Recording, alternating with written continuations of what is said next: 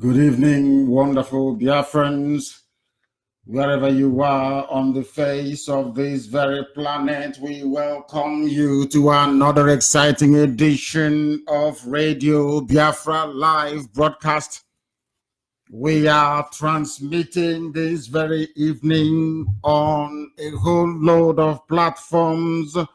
We are on FM, even in Lagos. We are on satellite. Radio Biafra can be received via tuning, via Radio Biafra app, and of course, our website, www.radiobiafra.co.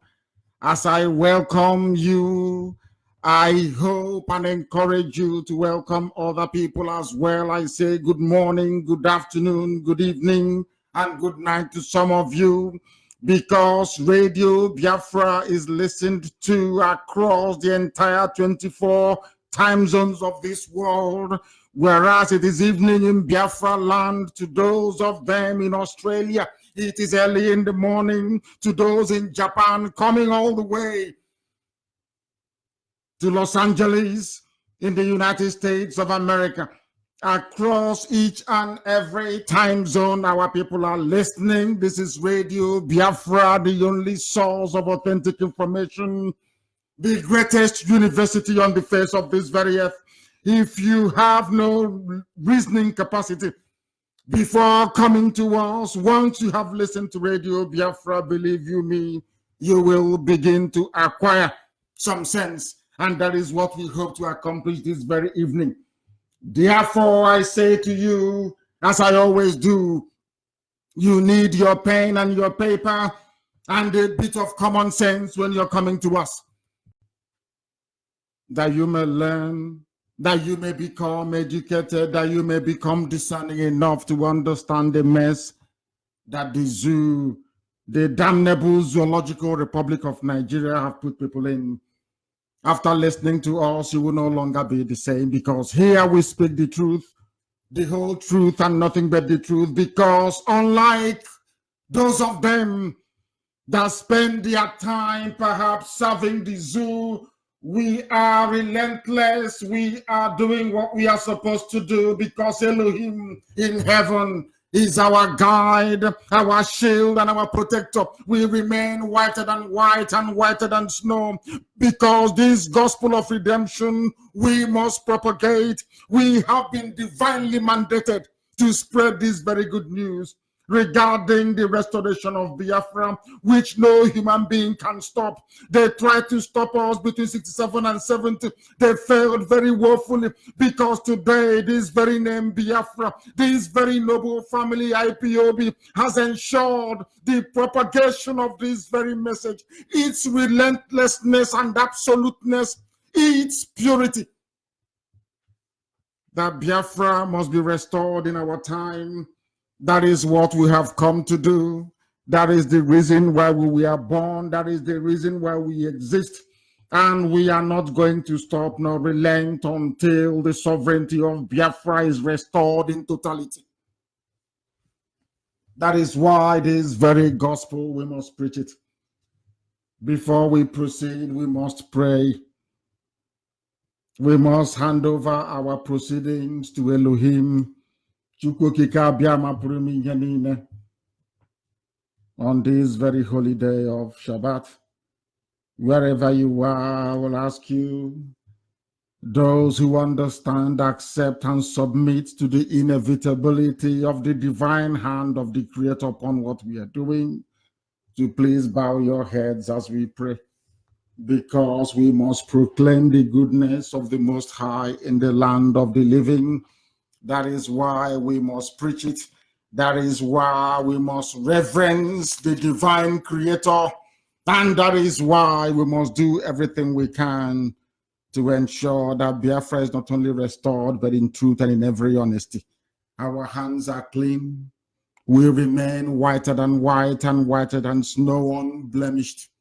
Unblemished, I say. Because the work that we are doing is not that of the flesh. It is not carnal. It is not temporal.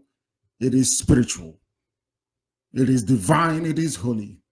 And that is why Biafra will come. O Elohim in heaven, the creator of the living and the dead, he that created everything, but nothing made him, eternal, the ancient of days, the beginning and the end, the author and the finisher of our faith, the Lord of hosts, the giver of life. We are nothing without thee. We call upon you to come and preside over this very important landmark program this evening. We ask you in your divine mercy to guide us, to give us the strength, the courage, and the wisdom to continue to do this very critical and important work that only you have determined must be done by IPOB, that your will may be done upon the lives of those that believe in thee, which we do. We would always sing and give you praise. It doesn't matter what we are passing through, we will sing with joy and praise your holy name. We shall praise thee. Nations must praise thy holy name. We shall sing praises unto thee, and the world will know that the light of your countenance have rested upon the land of Biafra, that sacred piece of territory, that very place that the ancients came from, that very place where they have always known democracy, where men were always born equal before thee and before the temporal laws of the earth. For your mercy is great above the heavens, and thy truth reacheth unto the clouds. We exalt thee, we say, be thou exalted above the heavens, and thy glory above all the earth. That your children, this very IPOB, this very Biafra, that they may be delivered. Save us with your right hand and answer us, O Elohim, as we pray unto thee. Because we know that you have spoken in your holiness, and we shall rejoice ultimately, regardless of what the enemies are doing, regardless of what the army of darkness is doing along the roads that lead into the sacred land of Biafra, not minding their arms and their ammunition, not minding their wickedness, their savagery and their butchery. We shall prevail over every evil that they visit upon your children, or that they even intend to visit upon us. You, only you, God of creation, you will divide Nigeria. You will break it into pieces according to your promise. That was your promise to us. Those that believe in you, you said you will destroy the zoo, and it will happen in our time. For Biafra land is yours. That very land of Manasseh, that very land of Eri, that very land, O Elohim, of the ancients is yours. You will destroy the zoo, for that we have no doubt whatsoever. You will lead this very army at the appointed time, and you will grant us victory. If not for thee, O Elohim, our enemies would have swallowed us. If not for you, this very generation would have become like Emeka Offor, but it is not like that, and it can never be. We are not products of the caliphate, who cannot be a product of the Janjaweed, who can neither read nor write properly. Give us help in this time of trouble. Sustain those who are illegally detained and imprisoned. Give them faith and give them courage, for they to know that we are doing all we can and fighting for them to regain their freedom. For only through thee are we going to prevail. Only through thee, O Elohim, shall our enemies bow before us. Only through thee shall Biafra emerge, and only through thee shall we proclaim the freedom that has eluded Africa up until this very day. And only through thee shall victory be guaranteed, that your name may be exalted, praised, adored, and worshipped forever and ever, we pray. He said, we proceed very hastily this evening because we have a lot to cover. Make sure you tell those who are around you to join us as we preach this very gospel of redemption. For we are Radio Biafra, part of the IPOB family worldwide, the only name that frightens the corrupt caliphate, the only name that leads the zoo to stumble, the only name that is responsible for the hopeless state of the damnable zoological republic. That very name, IPOB, shall prevail by the grace of Almighty God in heaven.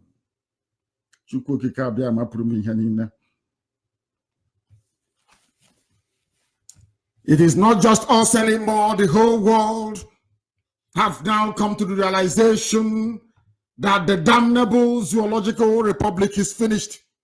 Everybody is now aware. Even those who never knew before, now they know that the zoo is finished. The same thing that I was preaching for very many years. I told them that nothing good can come out of Nigeria. Only a fool, only an intellectual imbecile, somebody who cannot see, somebody who cannot discern, somebody who cannot reason will ever put or pin their hope on any form or semblance of life or revival from the zoo, because it is dead and will never rise again. I have never seen any country nor heard of one where an Alamajiri is in charge and they have made progress. It has never happened in history, and it can never ever happen. A people who are betrothed to their cattle, people that drink the blood of cattle, people who abhor education, people without poets. They do not have artisans. They do not have manufacturers. They have absolutely nothing. They've contributed nothing. They have taken everything. They have nothing within them to give. Nothing sensible to give. That is why the zoo will continue to go downhill. And that is why only the sensible and the wise are doing all they can to extricate the various ethnic nationalities bound together out of evil and wickedness of the British.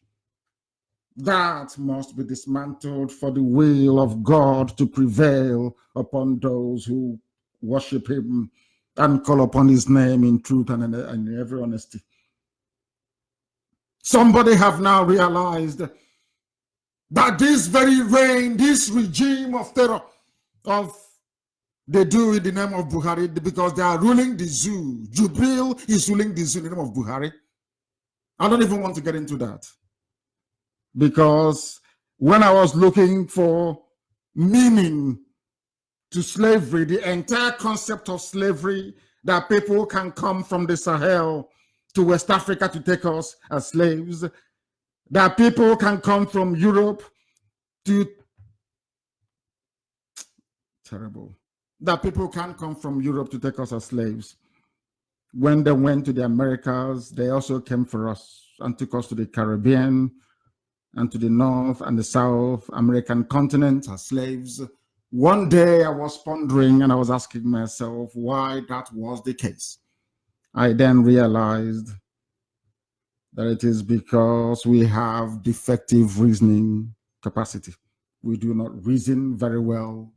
And if you're looking for a proof of that, look no further than the issue of Jubril and the dead Buhari, which we shall come to later on, because Aisha, she has done everything she can to alert those who are reasonable enough to understand that the husband is no more, but we have refused to learn. We have refused to do the needful. Therefore, the zoo have continued to spiral out of control into ignominy, to spiral into lawlessness and deceit, to spiral into anarchy, banditry, and chaos, from which it shall never, ever recover. But unfortunately, the innocent, the women and the children are bearing the brunt of it, because people have refused to reason or to listen. But this evening, we shall do all we can within our capacity to see if there is any way we can enlighten the population, not just within the zoo, but all over the world, but also to bring to their attention what is happening in that hellhole called Nigeria. Somebody said that Buhari's civilian dictatorship has inflicted maximum damage on the zoo's global image. Maximum damage. That's what he said.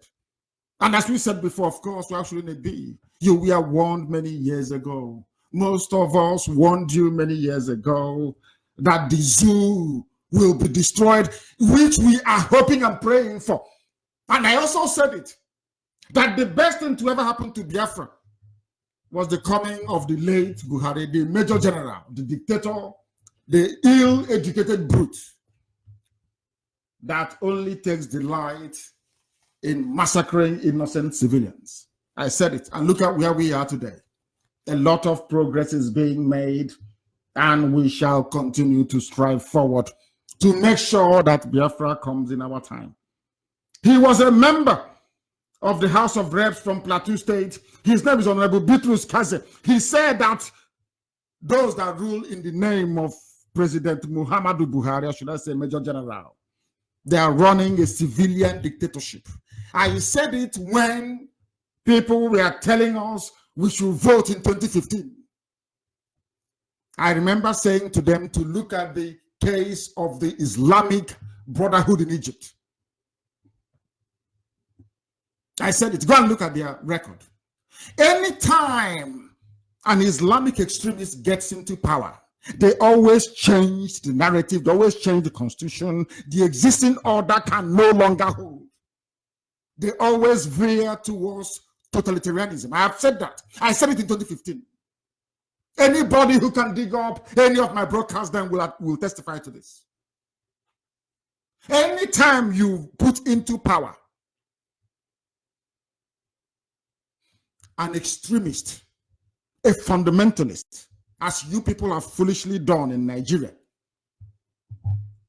with the Fulani cabal, they will always veer towards extremism because that helps them to cover their shortcomings. They are not savvy enough to run a modern government. They are not educated enough to understand the principles of governance within a democracy. They are not polished enough to understand that the rule of law is that very key pillar that holds that very edifice they call democracy. They don't understand it. It doesn't exist in their world. I warned all of you that the Fulani people are feudalists by nature. They run a feudal system, a very primitive feudal system that is incompatible with democracy, incompatible, irreconcilable. But some of you fail to understand it. When you put a Fulani man in power, you have written your own death warrant. Is it not happening? When they wanted to appoint Tanko, did I not tell you that B1AFRA, which is native Dr. Bag, I told you what was coming. I warned you that Sharia law will come. Has it not come now? When they removed Onoyen and put that man in, did I not warn you that Sharia will follow it? Has the Sharia not come now? Is there anything that I've told you that has not come to pass? Absolutely nothing. Because we are under divine mandate. Anything I say here comes to pass. It doesn't matter what it is. Once I proclaim it behind this very microphone, on this very hallowed temple, this very radio Biafra, that very thing comes to pass. Those who do not acknowledge what we are doing are those that live in denial. The truthful ones amongst them can see what we are doing. They can see that everything we proclaim is the truth. Absolute truth and nothing but the truth. Today they have seen it.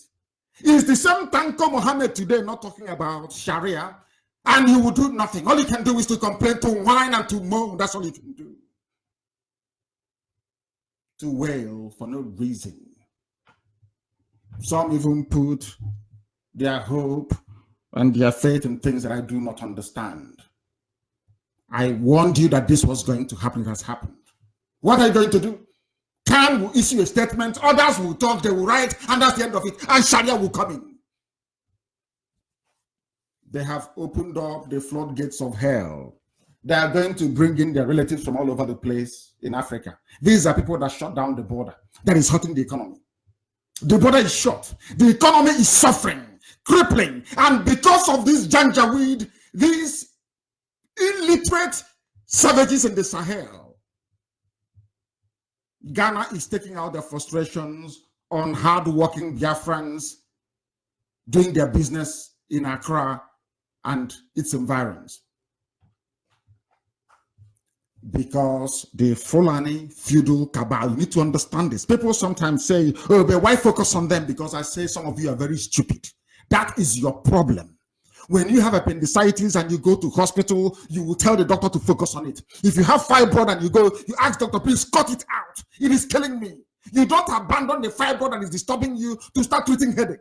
The problem that we, not just us, everybody, this regime of timidity, primitivity, and backwardness is engineered by the Fulani cabal that abhor education, they abhor enlightenment. Do you know what enlightenment is? Some of you who do not understand should go back to history and study the movement of enlightenment in Europe. That was the time that European crowned heads came together and said that reason must prevail. Reason, not superstition. Reason must prevail. From that very day, Europe assumed a position of intellectual preeminence that have dominated the discourse of humanity till this very day. That is why they can go to the moon. That's why they can send probes to the sun. That is why they can go to Mars and land robots on Mars.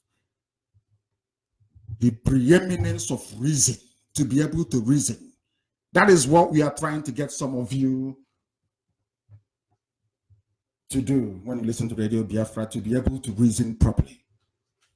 And hopefully tonight you'll be able to do so. They said that this very regime of Fabakiyari, that some of you are pretending is Buhari. You pretend. You know Buhari is no more. You know Buhari is dead. But in Saudi Arabia, all of you know this very well, very clearly. But you keep deceiving yourselves because you don't want to prove Nnamdi Kanu and IPOB right. That is your problem, your petty envy and jealousy. Because of that, you're suffering and you're dying and you're suffering. That is why you have no electricity. That is why it's been confirmed openly in the zoo, as I told you, that the shortage of electricity is a deliberate Fulani policy because they know even if they steal all the oil and gas, once you provide constant electricity to Biafrans, we will be able to build an economy out of nothing.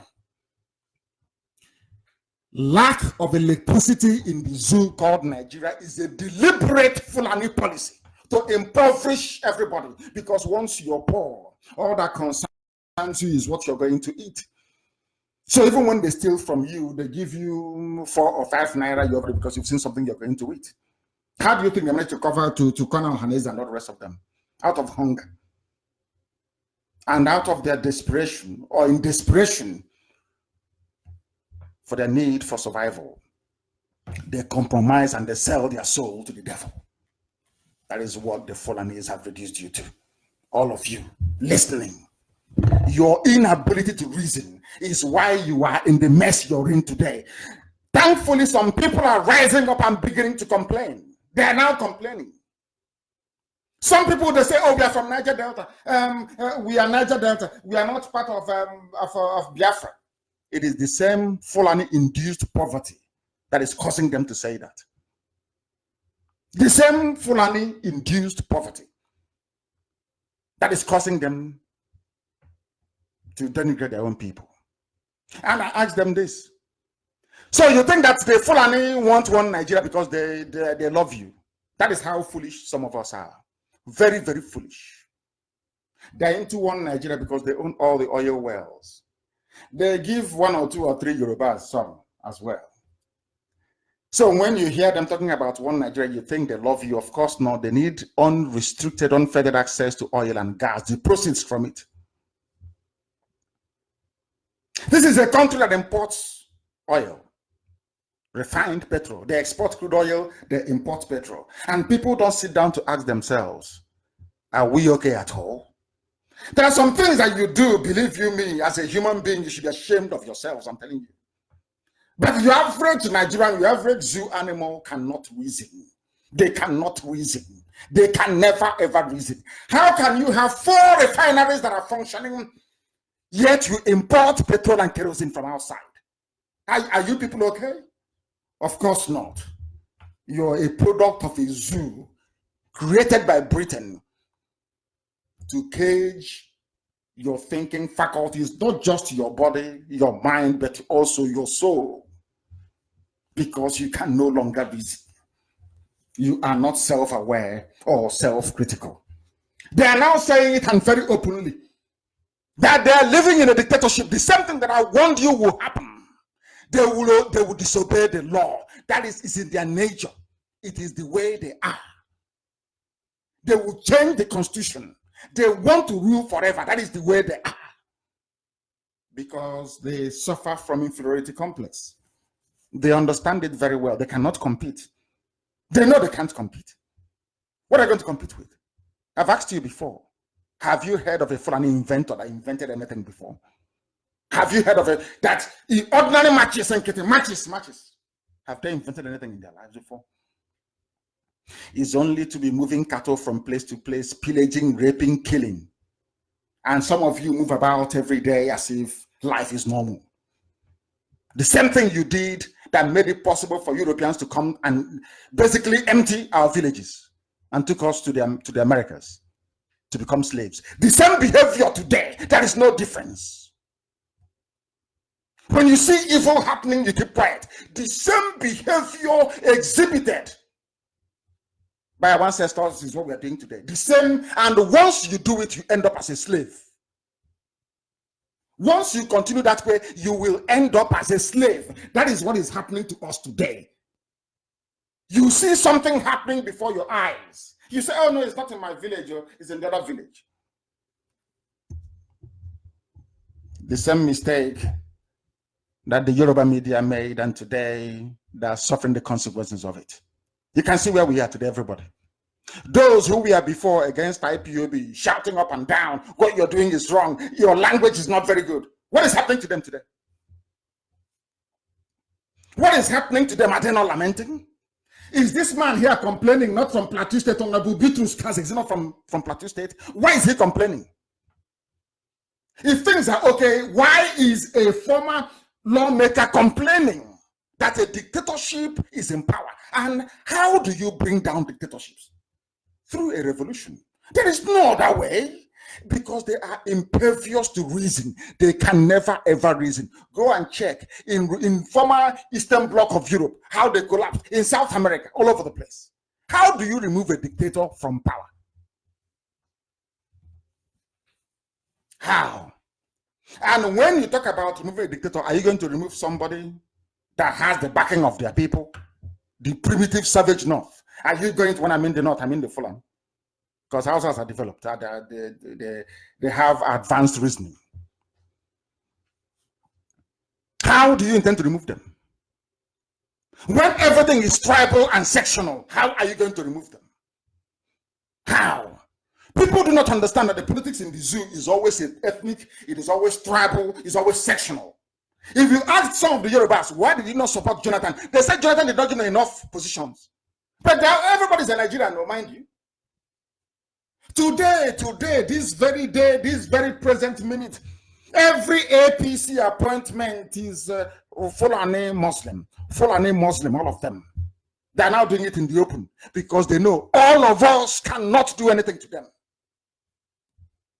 Because they understand the mentality of Nigeria. They understand how Nigeria functions. They know that nobody will go outside their tribe, their ethnicity to go and fight for somebody else, fighting for the general good of the people. Then it's not possible. If they want to keep Jubril in power for the next 40 years, they will do it. It's very easy. If this APC Fulani Cabal regime want to keep Jubril, the Sudanese boy, in power for the next 40 years, they will comfortably do it. Nothing will happen. Nothing. All it is, you complain and you come back, INEC rig elections for them, come to your villages and pick one or two people, give them money. They say, oh, it's our turn. Like Omo Agege, he is doing, it's our turn. And they support evil. And foolishly, as a black person, you follow them and support evil, as usual. But here, we don't condone evil, we don't support it, we expose it. And that is exactly what we are doing. It is not from us. They say we are tarnishing their image. IPOB have written their image about. No. You ruined your own image because you're evil. You are primitive, you are backwards, you are unreasonable, and you are unlettered. Don't worry. You will see what is going to happen to the zoo. Instead of them to fight what is fighting them, all they are obsessed about is IPOB. And then I'm the kind of what we are doing to them. The army went as far as issuing a statement that IPOB doctored the Boko Haram video where they said 71 soldiers were killed. But the same army buried 71 soldiers. I don't understand it. You claim IPOB lied. We doctored the video. But you also buried 71 soldiers. Sometimes in my life, I keep asking Chukwu Kikabia, what type of punishment is this? Why put me amongst a people, a species, and this species of I can't they cannot reason. People cannot reason. They have PhD. They have every degree in the world, but common sense is lacking. Some of them, we are reporting it, channels television, IPOB, doctor the video, is a fake video. But the same channels, in the same news reel, is showing the Nigerian army burying 71 of their people killed. And you're telling me that, oh my dear. Goodness me. Goodness me. It's not an easy job, you know. Being a Black African is not very easy. The level of stupidity we have in our body is just unbelievable. You may not like what I'm saying. Some of you may find comfort in saying, oh, I'm Black and I'm proud, all that rubbish. But the truth of the matter is that you are the lowest of the low. And until you learn how to reason properly, until you learn how to put 1 and 1 together to give you 2 and not 4 or 8, as the case may be with some of you, your sorry state will continue. You can go on feeling sorry for yourselves. You can go on trying to convince yourself that somehow everything is okay, but it's not. Nigerian army said, listen very carefully, Nigerian army said that IPOB doctored the Boko Haram video, which is a lie, of course. Always seeking to blame IPOB. But the same Nigerian army buried 71 of their soldiers were killed. What does that tell you about those people? What does that tell you about your average Nigerian? And as I told the US government, when I told them in Washington, some of you can remember I don't know how long it's been. I told you that ISIS, they are coming to take over. Do you remember that I think it was published even by the independent newspaper. That very statement that I made. What is happening today? Listen carefully, please. Every terror group in the zoo is being sponsored by the Fulani Caliphate. Every terrorist group, and there are 4 of them. Four of them. ISWA, the one headed by Al-Bana with the son of Muhammad Yusuf, released by Buhari when he was alive. They are the ones responsible for the killing of their own soldiers.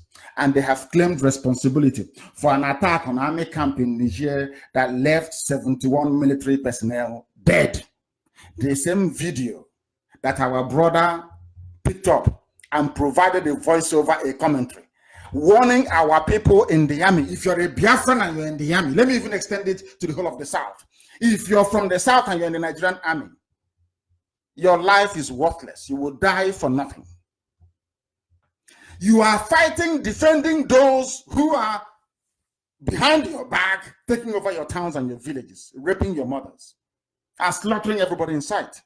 But you're busy in the Sahel, in the Sahel, in the desert, in the arid lands of Arewa, fighting for them. 17 of them have been killed. And I bet you they are predominantly Biafrans. ISWA claimed responsibility for the attack And surprise, surprise, 71 people were killed. The same 71 people that were killed in the video that our brother shot, or he provided a voiceover. The same 71 dead military personnel that the presidency is mourning. But because it was IPOB that provided the proof needed for it, they said, "Oh no, it's fake. It's a fake video." If it's fake video, how come you're burying 71 soldiers then? You claim that video purportedly showing 71 dead soldiers by IPOB is fake. But at the same time, you're digging 71 graves for 71 dead soldiers. And you're telling me that these people are normal. And who did it? The Islamic State, West Africa province, ISWA. They claim credit for it. And who is leading ISWA? It's the son of Mohammed Yusuf. His name is Al-Banawi.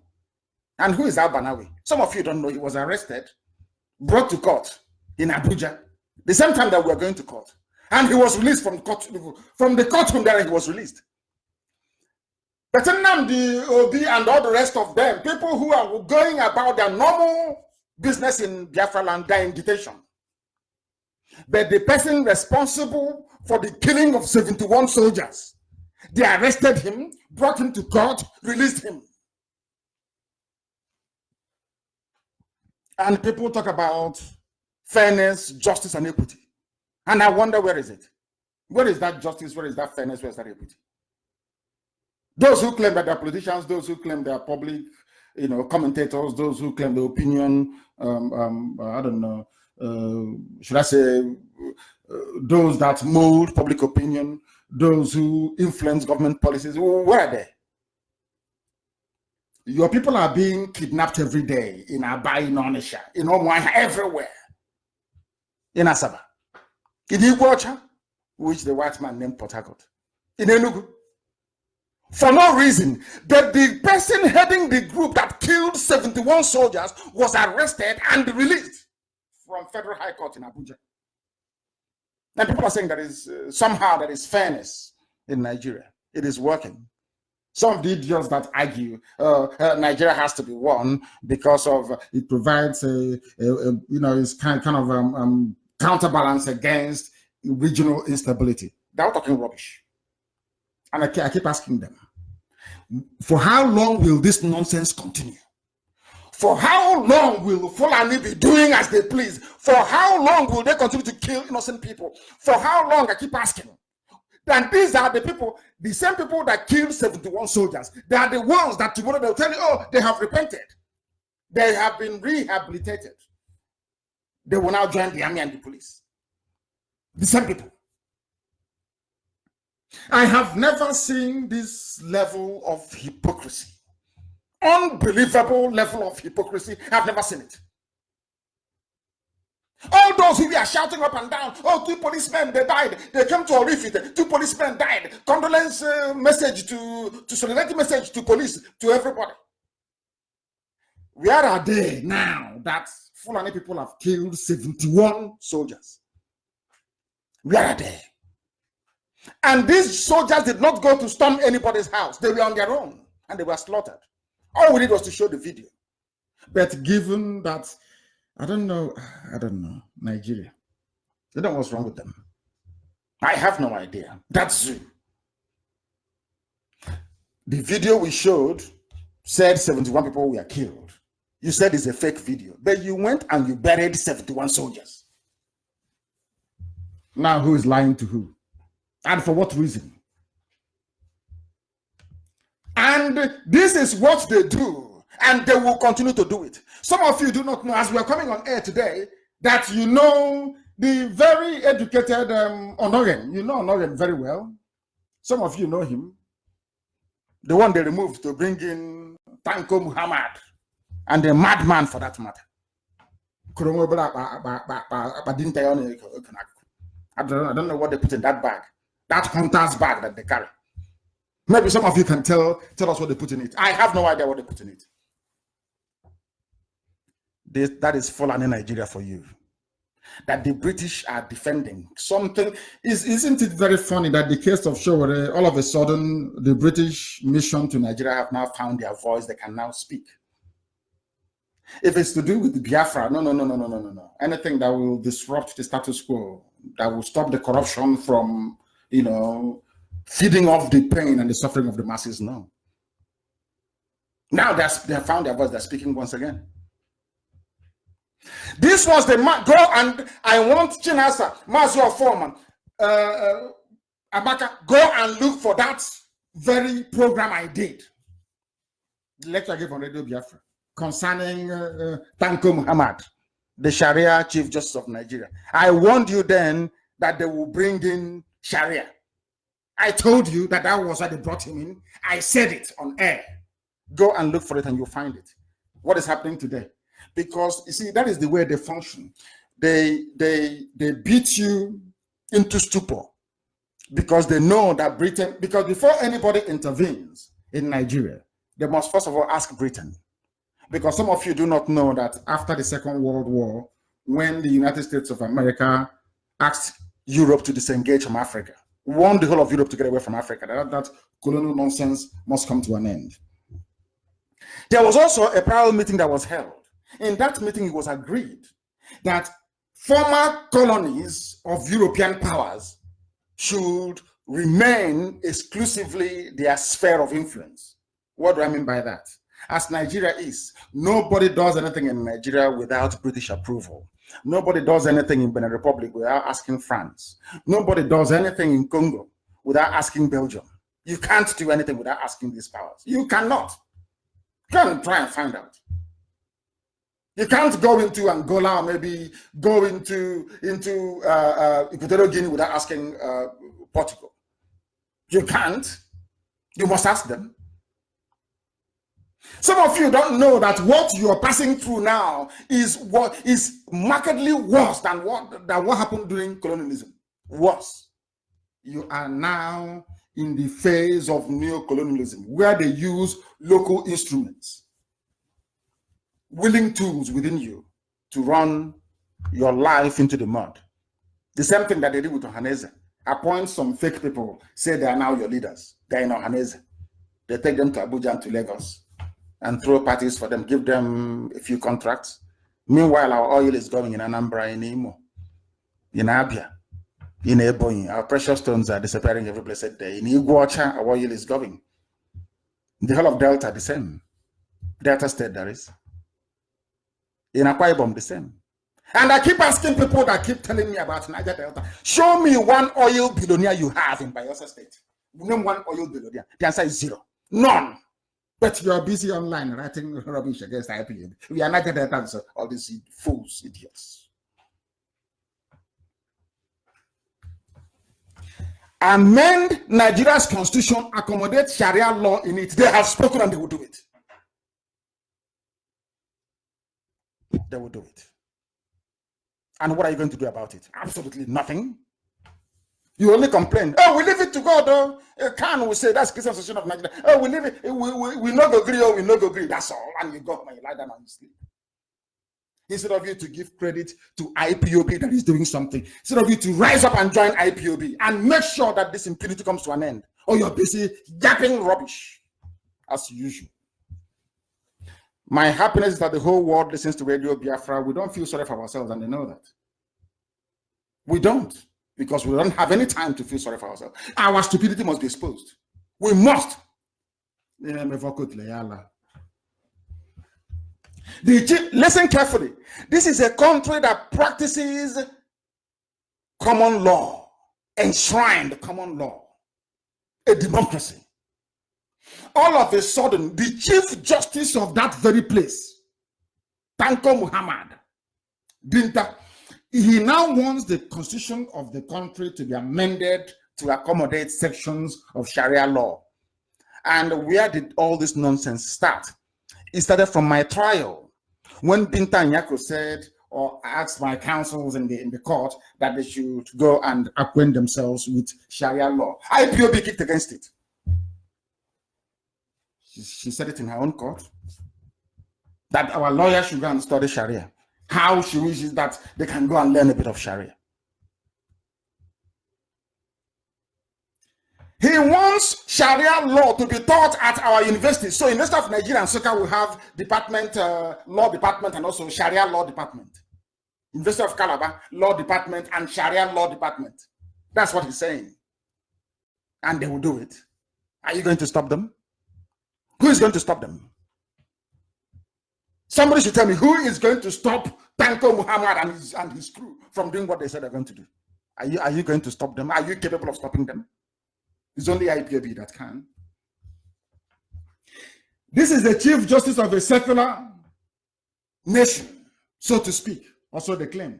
He is advocating for an amendment of the Constitution to accommodate sections of the Sharia, which means that people are not together, which means there are two systems supposedly working side by side. That can never be one. In Britain, you have Muslims in Britain. Does British law accommodate Sharia? The answer is no. Because Sharia law is a religious law. It has nothing to do with secular dispensation of justice. It's no. Nothing to do with it. But here, everybody is behaving like the three blind mice. They know nothing, they hear nothing. And people are just blind. And they are messing around with us. This is a man that never studied law to start with. He is just an ordinary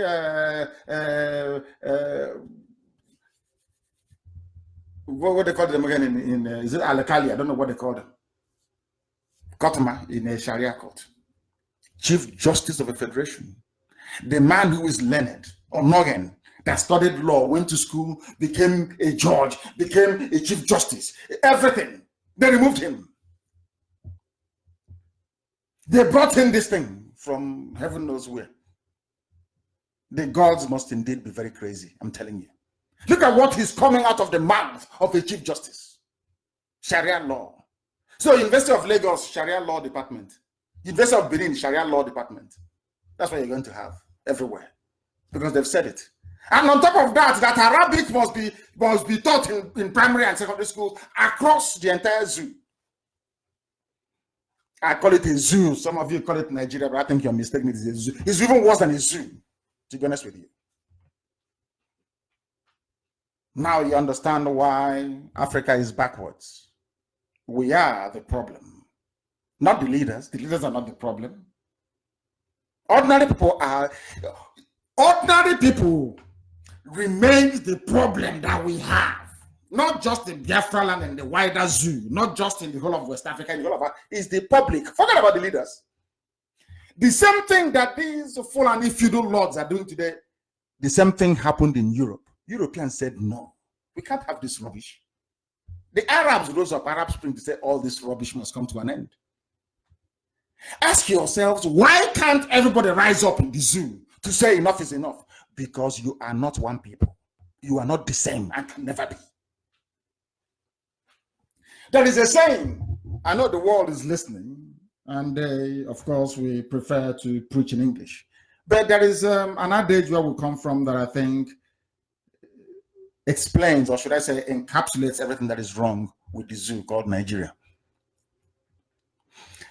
In our place we say, Izukamana Neji. You cannot have a revolution in Nigeria unless that revolution is Hausa youths against their leaders, their corrupt leaders in the north. Yoruba the same. Biafra the same. Apart from that, nothing can ever work. To expect people to come together from you are in cloud kukuland, it can never happen.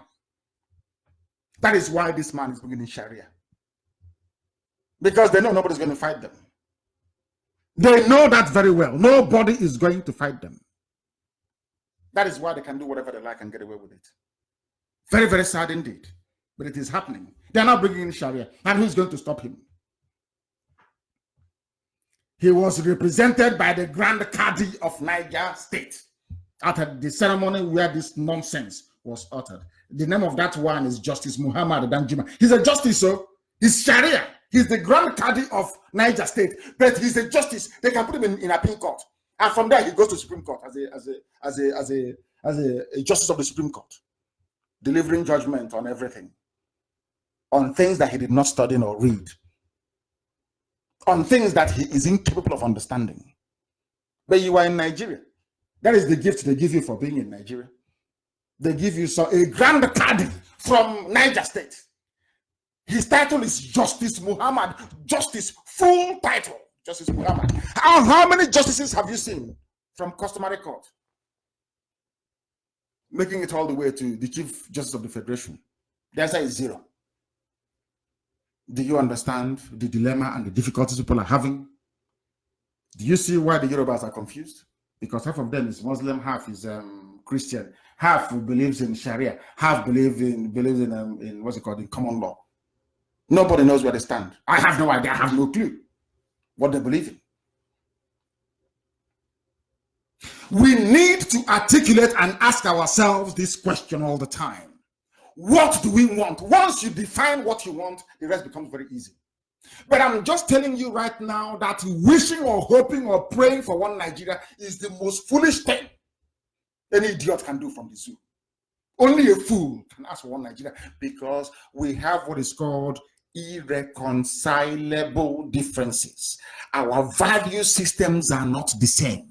We are not the same people. We don't even worship the same God. And there is nothing binding us together as a people. Absolutely nothing. The Northern Emirates, the Sharia states you have in the north, they have a lot more in common with Saudi Arabia than they have with somebody from even Benue State. They're not the same people. We are not the same. Let us not pretend. If not that the white man came, Lugard came and said, you, from today you are Nigerian. Do you think we know these people? Do you think we will know them? The answer is no. The only reason why you are jumping up and asking a Nigerian man is because a white man said so. And that is why you're a slave. You have no control over your destiny. You are a slave to an artificial creation. Today you have, very soon you have your Sharia everywhere, and you complain for a few days. They'll go and bring out one Abdul Aziz Wosu that they converted like a maker for in the north. Tie the shit around his head and bring the idiot out and say, oh no, here it is. How can you say there'll be no Sharia law at Imo State University when there is this Abdul Aziz Wosu who is from there? That's what they're going to do next. Write it down now. That's what they will do. And so there are Muslims in Ebonyi. Can't you see one Chukwemeka Abdul Rahman from Ebonyi? We also need to cater for his needs. He wants to start studying Sharia law at Ebonyi State University. Are you going to stop them? Are you going to stop them? That is what is happening in the zoo. And what can they say? And on top of it, people think it is a joke what is happening in the zoo. They've brought in Christian wedding. The Christian wedding tax, they call it. Muslims don't pay, only Christians. And some of them are still shouting one Nigeria, which it beggars belief. When I see a zoo animal, the way they behave, the way they think, the way they talk, I keep asking God, for what reason did you mix us together with these people? People who cannot reason. How did it become possible that we are together with these people? The Pentecostal Fellowship of Nigeria, they said they have rejected the newly introduced marriage tax as part of their marriage certificate law by the federal government of Nigeria. You have a Janjaweed from Sudan who is in power, controlled by an Islamic terrorist in Abba Kyari. All of them there, they call themselves the presidency. That's Trump from heaven knows where she comes from. Oh no, she's only there as decoration.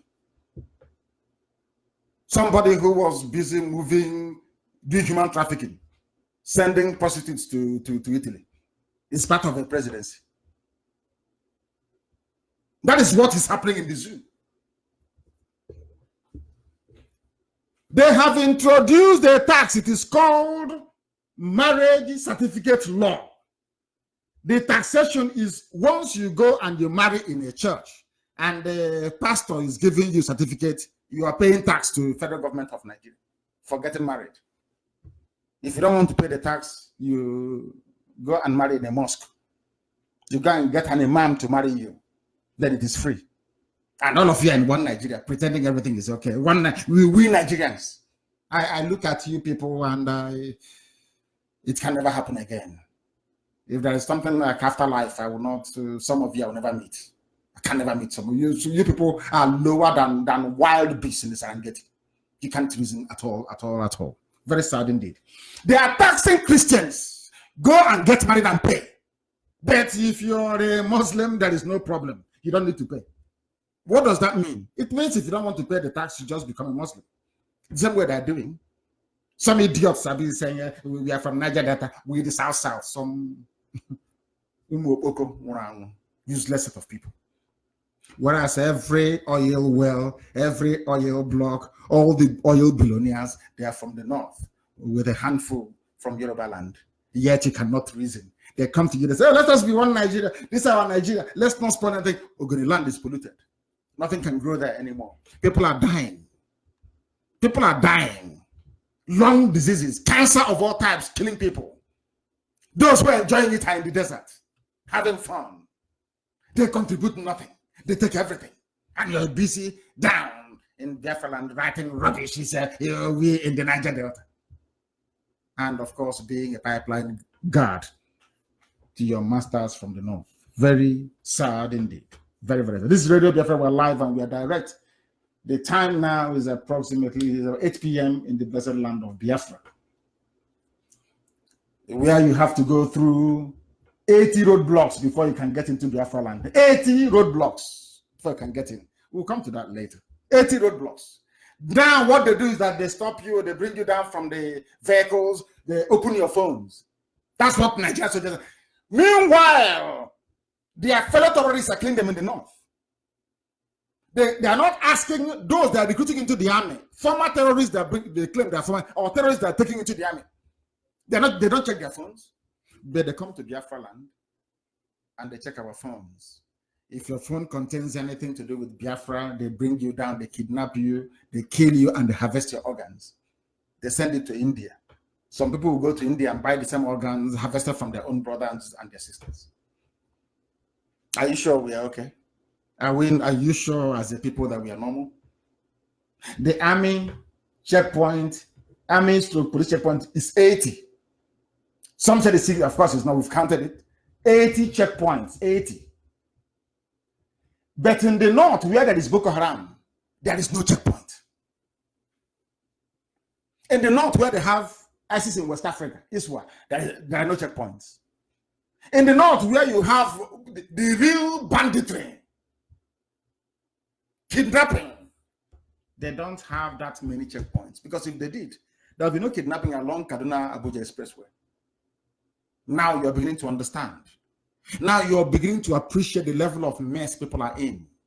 Now you're beginning to accept that what we need to do is actually, when Biafra comes, is to go and build one big hospital, advanced hospital. If you come there, you submit your brain, we cut it open, we put common sense in it, and then we sew it back again, because we can't reason properly. Some of you don't like it, but it is the truth. We don't reason, and that is our problem. Inability to reason properly.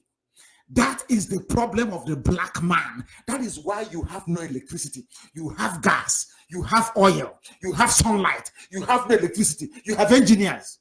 There is something wrong with you. Do you understand it? I am not insulting anybody, I'm just telling you the truth, because that is the only way you're going to change. You have oil, you can generate electricity from gas. From all my, after all, that is something you point. What is electricity? It's not the same having a big generator that generates last for people. That's all. Now, do you understand it? Do you appreciate it?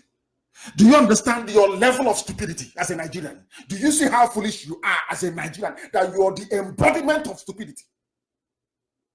that your own foolishness cannot be, is off the Richter scale, it can no longer be measured.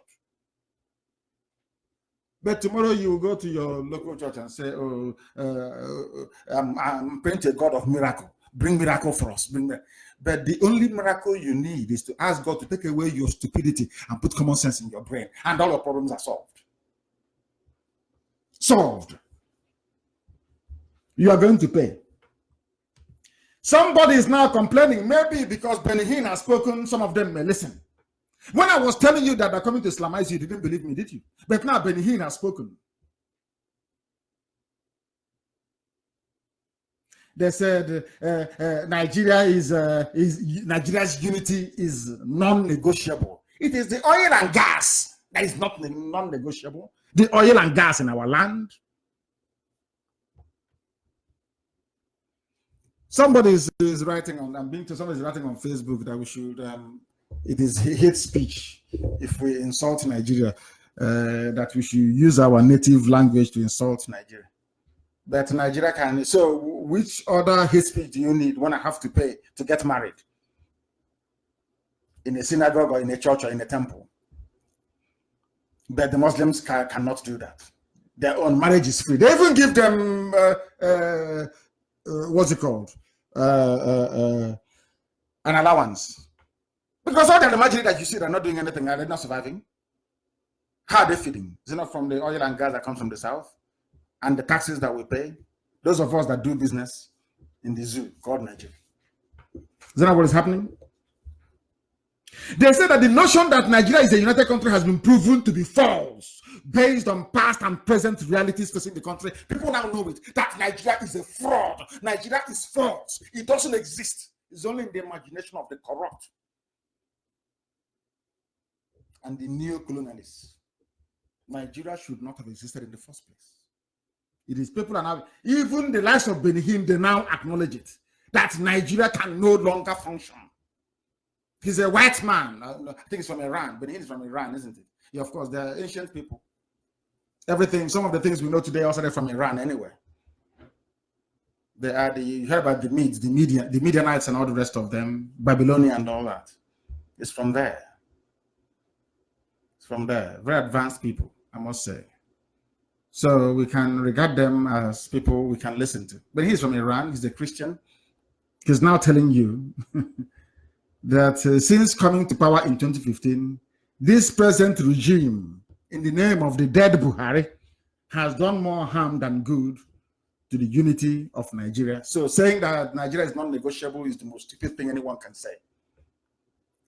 But you ask yourselves, why would some Yorubas believe that Nigeria's unity is not negotiable? Because they are afraid on two fronts. I now have to speak the truth. My good friend and my brother, Fanika, is Oduduwa. I won't call him Yoruba. But the Yoruba people are the ones I'm talking about. Those who don't understand their own history. They want one Nigeria because Biafrans were kind of an insurance policy against the threat from the north, which is there, ever present. Another one is that they need access to our oil and gas, and allow me to repeat what I've in fact, I will say this anytime I broadcast, I will say this.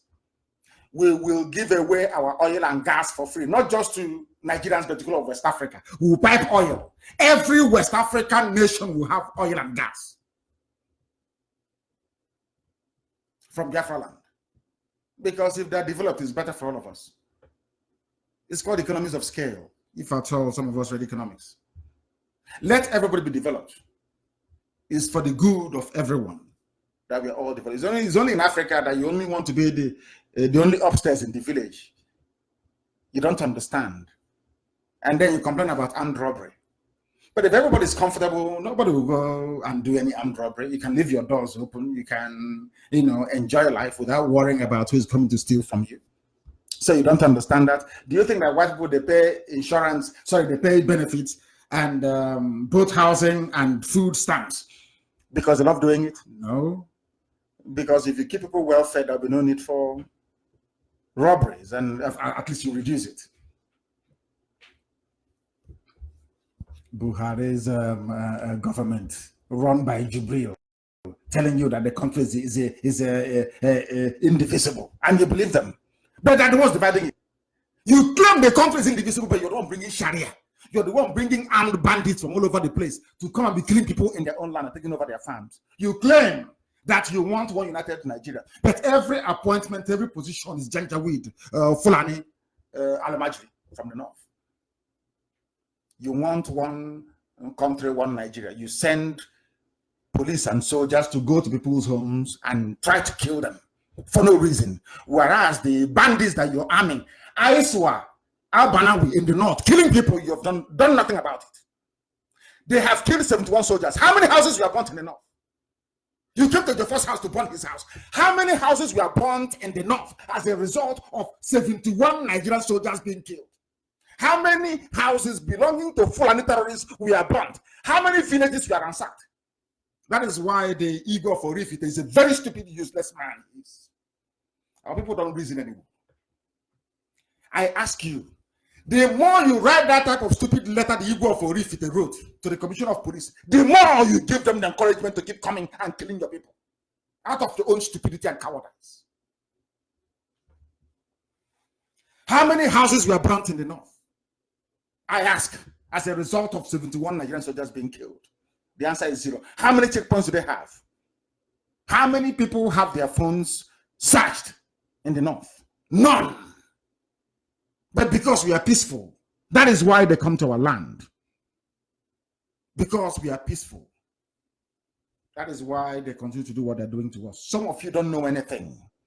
Some of us do not know nothing. We don't understand history. History has a very funny way of repeating itself. Do you think that what these Janjaweed are trying today, these Alamajiri terrorists are trying today, they've not done it before? They tried it 342 years ago, to be precise. They came to our land. They came to our land to try to colonize us. They all died in Benue. They died in Benue. Some of you don't know this. It was called a miracle, an act of God. Their entire armies were decimated. If you don't know, let me tell you. So it's not that what you're seeing today, these Fulani headsmen, these Fulani terrorists you're seeing, they have come before. Then our land was holy. We didn't have to raise an army to fight them. Chukwokika in heaven fought them and destroyed them. They all died and went back to Zaria. The few armies that were left went back to Zaria. Don't you know that?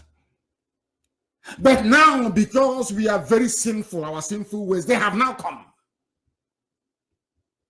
It's only IPOB that you have to defend you. And that IPOB, do you give help to IPOB? The answer is no. Is there any politician that supports IPOB? The answer is no. It's us fighting to save them. And even at that, they are coming and picking them off one after the other. Some of you do not understand history. But we shall educate you. This is Radio Biafra. We are live and we are direct. And the whole world is listening. Why did they want their one Nigeria? The purpose of Islam is to conquer all of you. Not Islam. I don't blame Islam itself as a reason, but those practicing it in the zoo called Nigeria. Using Islam to extend the reach of the Fulani Empire. That's what they're trying to do. People, you shut down the borders with Benin Republic, with Togo, with Ghana, Senegal, and then you open the whole of Africa to come. Does that make any sense to anybody who is reasonable? That is the way they sign treaties. They don't even know the meaning of it. Only the Sultan of Sokoto owns 23 oil wells in Niger Delta. You never hear one of these, one of these Sabondin Taklendia. You know, you have significant Sabo in Ohanese and Pandev, and you have these significant ones, the little versions of them. Baby Sabo, still on feeding bottle. They will never write that they are afraid of their Fulani masters. They will never tell you that the Sultan of Sokoto, that contributes nothing to the economy of the zoo, the chief terrorist, he is the chief terror. The personification of terrorism in the zoo called Nigeria is the Sultan of Sokoto. He owns 23 oil wells. 23. But you can't have people from the so-called Niger Delta say anything against him. Of course not. He's their master. He is their godfather. They guard pipe for him. That pipe that Ashi is guarding, the pig is guarding, it belongs to the Sultan. That's how bad things are. People who cannot reason. That's the way they are. Those who cannot reason properly. But we are here to drill some sense into them. This Sultan of Sokoto will tell about unity. We have to be one. Unity in diversity. Our numbers should be an advantage. Why is he saying all these things? He is saying it because he owns 23 oil wells. He does nothing. He has never worked, done anything meaningful all his life. They come out, they go into the army, they either organize a coup or they appoint themselves into positions. They raise their little Janjaweed militia, their own army, their own little terror groups, and that's it. And they've arrived. They are now leaders. And this man is the president or the chairman of traditional council of traditional rulers across the entire zoo. It has to be him now. He's Fulani. He is the Sultan. Even Tinubu will bow down before him. Every Yoruba Muslim, they look up to him. That is why some Yorubas, if you tell them about let us everybody go to separate, they'll tell you no, because their spiritual guide, their leader, the person that they listen to is the Sultan of Sokoto, not the Oni of Ife. Go and do your research. What Sultan of Sokoto says is what they would do because they are Muslims. Every Muslim in Nigeria sees the Sultan of Sokoto as the spiritual head. So the likes of Tinubu, Fashola, all these APC Yoruba Muslim that you see around you, they all listen to the Sultan. Sultan owns to the 3 oil wells in the Niger Delta that is polluted in the same land of Biafra that we come from. But the people there cannot see it. Those around them, they can't. How can they see? Where everyone is blind, how can they see? How can they see? Very sad indeed. These are the things that the world do not know, but we keep exposing and bringing to the attention of humanity. They have messed us up so much. They have seized, that is the new craze now, seized their passport. Ever since Binta Nyako took my passport, everything now is take the person's passport, take his passport. They have taken the passport of Onorin. I said, I'm waiting for them to do something to Alan Onyema, then we'll remind the world of how many corrupt people you have from the north and from Yoruba land. Then everybody will be investigated. And they know IPOB, once we start, we don't stop until something comes out of it. You think that the reputation of Nigeria is bad? We will make it worse. Let them try and proceed. We said Onyema is the last Efulefu we're going to fight for. The very last. We extended amnesty to him. The very last we will fight for. Anybody with common sense should go and join IPOB. If you have any brain in your skull, you go and join IPOB so that when it starts, we will know how to defend you. It's as simple as that. The immediate past chief justice of the zoo, Walter Onogen. I remember when I was in detention, illegal detention, he was busy, this Onogen, championing one Nigeria, let the court decide. And then I said to him, you must rise up and say that impunity is bad. He said no. Today they've caught up with him. Anything I tell you is the fact. Onogen, and I know him very well. I wrote to him, said to him, this thing, if you preside over impunity, it has a way of spiraling out of control.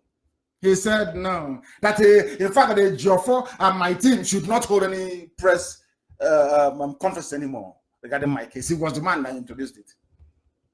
Because they lie in their law court, we come outside and we tell the whole world what actually happened.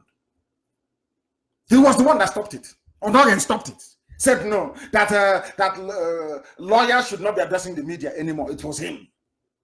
Today they've taken his passport. But, we shall fight for him because he wasn't one of the Efulefus.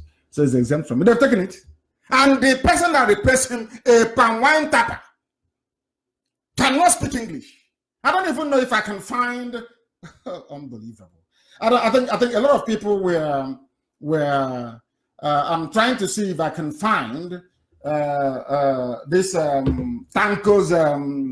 Tanko Muhammad's what's it called?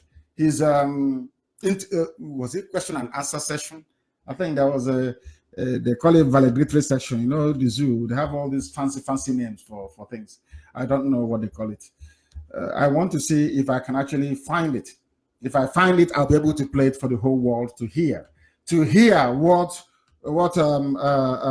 Tanko Muhammad was actually saying. So incoherent it is untrue that such a person can rise to become the chief justice of the federation. Unbelievable. What this man was rambling coming out of his mouth, and apparently he is the chief. What is that? Please do try and bear with me. I am trying to locate it. I am trying to locate this very short video. A lot of you have it, and I want it circulated, please. And Maka and the rest of the crew, I want it circulated. This Tanko's interview, I'll try and play it for the whole world to hear what is coming out of the mouth of a Chief Justice of the Federation, of an English-speaking federation. Unbelievable. I'll try and see if we can play it. We have a lot to blame, we ourselves, because the executive has to execute, and the position of the judiciary in Nigeria, we are still facing a lot of intimidations here and there. So he says we have a lot to blame, we ourselves. Meaning, in other words, that we are a contributing factor to whatever happens to us. Did anybody hear him? He is saying that the judiciary are facing intimidation across the board. And you know what this man said? That the judiciary should blame themselves for soldiers storming the court. In other words, Justice Ijomo Ojukwu should blame herself for DSS coming into her court. I don't know if she's to go and hire her own brigade, her own group of thugs to be guarding her court. That is what is coming out of his mouth, a Chief Justice of the Federation. And you still believe in one Nigeria. Some of you still believe in one Nigeria, don't you? We are facing another, holding a microphone like a tortoise. It's unbelievable. Some of the things that come out of the zoo it defies logic and common sense. This man here, I want the whole world to see it, that the judges are to be blamed. So if he goes to an international conference and they ask him, why are we witnessing such, spate of intimidation right across the board in Nigeria, leading to the invasion of a sitting court by armed security personnel? He will say it is the fault of the judge, presiding judge. And this man is the Chief Justice of Nigeria. And you are a proud Nigerian.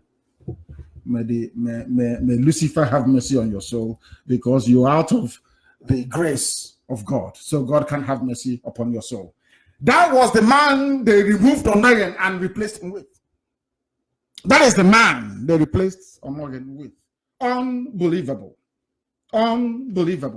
And they say they are proud Nigerians. We are proud. God, some of these Yoruba Pentecostal pastors, they will come out tomorrow. They will tell you that they saw a vision, that things will be better, that God told them that things will be better in Nigeria. And I want our people to ponder this for a second. If at all we are capable of reasoning that deeply, if at all. The federal government of the zoo of Nigeria, they have set a deadline of 2023 to stop the importation of petrol into the country. Petrol you put in your car is imported. And as they import it, they pay what is called, what's that thing again? They pay, they subsidize it more or less. Subsidy. That's what I'm looking for. They pay subsidy to Fulani and Yoruba petrol merchants. And do you know the refineries that they refine this crude? They take crude oil from Biafra land. Listen very carefully to the stupidity of a Nigerian. That is what makes Nigeria the most stupidest place on the face of this planet. That is why they are so backward and why they are so foolish. I want to explain so that the world can hear. When we say we don't want anything to do with Nigeria, the world must understand the level of stupidity that goes on in Nigeria on a daily basis. Do you know that Nigeria is the only country in the world that produces oil and gas in commercial quantities, and they import the refined, or should I say finished products? And how did that come about? Because the same corrupt Nigerian politicians from the north, they are the ones that went outside, that went to Equatorial Guinea, they went to some of them bought shares in Angola refineries and elsewhere. They take the crude oil from Biafra land, they ship it out on a ship, and then they refine it and they bring it back, creating employment in other places beyond their own. And you hear them talking about unemployment, youth unemployment, graduates not being employed. How can they be employed when you refine petrol abroad? And meanwhile, you have Kaduna refinery, you have Warri refinery, you have one in Iguacha, and I think you have one in One. I'm not too sure. I think they have 4 refineries. None of them is working, but it's the so-called giant of Africa. Even the raw material that comes out of the ground, they can, to refine ordinary petrol, they cannot. And they want to sit at the UN Security Council. That is how foolish your average Nigerian is. That is how hopeless he or she is. There is no shame. The funniest part is that your average Nigerian has no shame. There is no shame whatsoever. The crude oil comes out of the ground. Simple technology that anybody anywhere in the world can do, which is to refine petrol. They send it abroad. That is a symptom of an imaginary republic.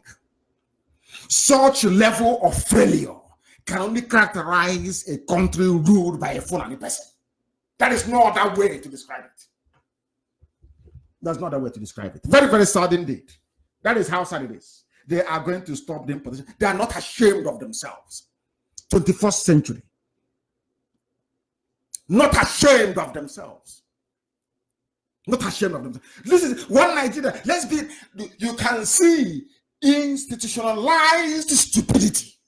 Once you become a Nigerian, institutionally you become a very stupid person. So reason becomes impossible. Absolutely impossible. You can no longer reason. I keep harping on this thing all the time about reasoning capacity. Without reason, you're an animal. And that's why I call Nigeria a zoo. They cannot reason. They can't reason. Oil is coming out of the ground. Your graduates are leaving universities without any prospect or hope of getting meaningful employment. The biggest resource you have, you ship it abroad, then refine it and bring back the petrol. And those doing this illegal business, so to speak, you pay them subsidy, running into billions every month. And you are in one Nigeria, all happy together. Do you see how heavy your stupidity is? We tell you, that is why they grumble behind our backs, but they can't do anything about it. Absolutely nothing. Absolutely nothing. And someone have now struck. They've said that the countries without oil are doing better. According to IMF. IMF said there are countries without oil that are doing better than Nigeria. Why are they doing better than it? Because they can reason. They have common sense. Their thinking faculties are functioning. Their thinking faculties are functioning. The International Monetary Fund on Thursday, only Thursday, a few days ago, said that oil-dependent economies like oil, the only thing they know is oil. That is why Buhari, when he was alive, Minister of Petroleum, oil, till today, they are holding on to oil. A Fulani man has to be the NNPC board chairman. That is all they care about. Because they cannot use their brain to manufacture anything. If you say to them that the same Japan they went to begging for investments from Japan, that same Japan has nothing, no coal, no oil. And on top of it, Japan is suffering from earthquake issues, so to speak. When you say to an average Nigerian, I say to my Yoruba brother, I will say Oduduwa brothers, you can even survive without oil. They don't understand it because all their lives, all they know is oil and gas. Let's sell it and import everything else that we need. A rentier economy of lazy people, run by lazy people and for lazy people. IMF have said it. There are countries doing better than they have no oil. And I keep praying to Chukwokika Biama every day. Can't you dry up this oil? Because that day they will leave. Take all this oil you've given to Biafra. Take it and leave, so these vandals can leave us alone. All they know is oil. Lazy people. That is why when they see our industry, our hard work, they bring envy into it. They took our oil, they took our gas, they impoverished us, but we are still being blessed. Despite all of their envy and jealousy, we are still being blessed on a daily basis. Anything we touch, of course, turns to gold. We still retain that Midas touch. We still retain it. IMF have said it. Maybe some of you will listen. That you don't need oil and gas to survive. Some are doing better than you. But to the average feudal moron from the north, all they care about is that oil. They have to sell it to make money, or else they are nothing. I keep asking, what have they manufactured? What have they produced? What is the contribution of Katsina State to the growth of Nigerian economy? Somebody should answer me. What is the contribution of Katsina State, of Sokoto State, of Kebbi State? And funny enough, from Kebbi State, you can fly abroad. They have airport. You can fly to Middle East. But those that have all the resources, doing all the hard work, opening all the businesses, they don't have not one viable international airport. And you claim I'm a Nigerian. I like Nigeria. I love Nigeria. Nigeria is my country.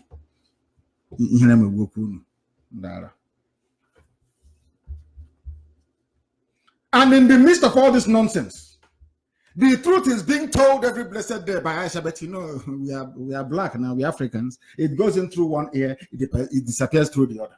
Nobody pays attention. Nobody listens. Nobody wants to reason. Nobody wants to contemplate the fact that what Aisha is going through or passing through is real. This is not what we are making up. This is what is coming from the Zoo media. That the wife of Nigeria's president, Aisha Buhari, has accused Garba Shehu of disloyalty. I ask you, the compound that you go to and a woman is complaining about the plight of that very family is where the man is no more. How can Aisha Buhari be accusing Garba Shehu of disloyalty and insubordination to the presidency? Saying that this very person that speaks on behalf of the presidency is loyal to Mama Ndaura, her husband's nephew, if her husband is alive. I just can't for the life of me understand it. I don't understand it. And there is a statement from here which I will try and read out later for the whole world to know what your so-called average Nigerian is being forced to live with out of fear and cowardice. Because they are cowards, they can't do anything. They cannot challenge those who are oppressing them. They cannot rise up to say that enough is enough. Only to be on social media, sometimes, very few, handful of them anyway, yapping rubbish. This is a direct quote from Aisha. He has shifted his loyalty, this is Garba Shehu, from the president to others who have no stake in the compact that the president signed with Nigerians on May 29, 2015 and 2019. This is Buhari said in a statement. It's her own statement. To make matters worse, this is Aisha Buhari. Mr. Shehu, that's Garba Shehu, has presented himself to these people as a willing tool and executioner of their antics from the corridors of power, even to the level of interfering with the family affairs of the president. The wife of the president saying, they claim the president is alive, their president is alive, the Major General Buhari. And the wife is telling the public that a man is meddling in the affairs of her family. There is also a saying where I come from. I don't know how I can translate that into English. It is pathetic. Now you know the reason why Africa is poor. Anytime I point these things out is for you to change. The way you reason is flawed. Your reasoning capacity is flawed. Aisha is telling you that somebody is interfering in her family affair. And you're telling me that her husband is alive. Is that what you're trying to tell me? Every clue under the sun, she has given you people. But will you ever learn from it? They are Nigerians. They never, ever learn. Now, Aisha is her husband's spokesman. And when a woman becomes her husband's spokesman, you know that the man is no longer available. If her husband were to be alive or is still alive, why would she be the one to complain that bad people have taken over the country? Why would she complain that somebody is meddling in her family affairs? Why would she be locked out of her quarters in Aso Rock? And you all saw the video. But tomorrow you will see that 45-year-old boy. You say, Mr. President, 45-year-old boy Jubril from Sudan. You say he's your president. And if you ask the world if you ask Britain to intervene or to investigate, they say no, we don't want to cause a wider chaos within the sub-region of West Africa. Because if we come out now to say that Buhari is dead, it will lead to civil unrest and there will be destabilization across West Africa, and we don't have the troops to go there to keep the peace. That's the reason for allowing Jubril to continue in office. And that is why Aisha keeps lamenting. And Aisha will never have peace until she brings the body of her husband back and the husband is buried. She will never have peace. For the next 4 years, they intend to stay in power. She will never, ever have peace. And after that, they now start the planning. They say, oh, no, he went to Saudi Arabia and he died. We're going to bury him. You know, they know how to cover themselves. Garuba Shehu has gone beyond his boundaries. This is according to Aisha. And the people cannot. She released the statement. She said it openly with her. She wrote it down. I don't know. Oh, my goodness me. Oh, let me read what Aisha said to see if some Nigerians, some of the people that inhabit the zoo, if some of them can have a little bit of sense this evening. Just a little bit, a tiny bit of sense this evening. Because what is happening in Nigeria is an example of how not to run a nation. This is what Aisha said, her own words. To make matters worse, Mr. Shehu, that's Garuba Shehu, the president's spokesperson, has presented himself to these people as a willing tool and executioner of their antics, from the corridors of power even to the level of interfering with the family affairs of the president. Aisha, I will continue. This should not be so. The blatant meddling in the affairs of a first lady of a country is a continuation of the prodigal actions of those that he serves. And her husband is still alive. And she's saying all these things. Let me continue. We all remember that the chief proponent appropriated to himself and his family a part of the presidential villa. In other words, Mama and Daura took a part of the presidential villa once Buhari died. That's what she's telling you. Because had Buhari been alive, how can a president be alive and somebody will come and take over villa? Are you telling me that Nigerians didn't read this? Are you telling me that Nigerians are so daft and so stupid they did not read what I wrote? That presidential villa have been cut into two. Mama and Daura took half. People are so blind. And oh dear me, this UG black. Oh dear. Why did people actually go to school? You went to a university, you cannot reason properly. Anyway, universities in the zoo. That's how they churn them out, isn't it? Very sad. But some of you escaped it. Some of you went through university and came with your brain still intact. Some lost it on the way. Some lost it on the way. Let me repeat what Aisha said. We all remember that the chief proponent, who is Mamandaura, appropriated to himself and his family a part of the presidential villa where he stayed for almost 4 years. And when the time came for him to leave, he orchestrated and invaded my family's privacy through a video circulated by Mamandaura's daughter, Fatima. This is just like Mrs. Trump saying that a part of White House has been taken over and that somebody moved in and that they locked her out of her quarters. What do you think Americans would do? I'm saying if Melania Trump were to stand up today to say, I have been locked out of my quarters in the White House, what do you think Americans will say or do? That is the difference between white people and black people. I say it without any equivocation. I say it without any regret. I say it all the time. The way white people reason is different from how black people reason. And that is why blacks are poor and white people are advancing all over the world.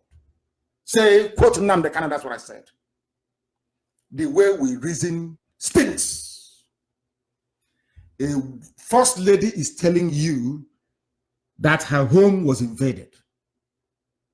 Part of her villa where she lives taken over by somebody. And all of you kept quiet. And you're calling that thing from Sudan, Buhari. Because you don't want Nnamdi Kanu to be proven right. You don't want the world to know that what IPOB has been saying is correct. That is all. Because of your enviousness, your greedy nature, and your jealousy, you are prepared to suppress the truth. And only that truth can set you free. As somebody called him a bunch of, that was why Jubril called them lazy youths. The person that called you a lazy youth, you can't even go and investigate properly. And lazily, you are online on social media writing rubbish as the lazy youth that you are.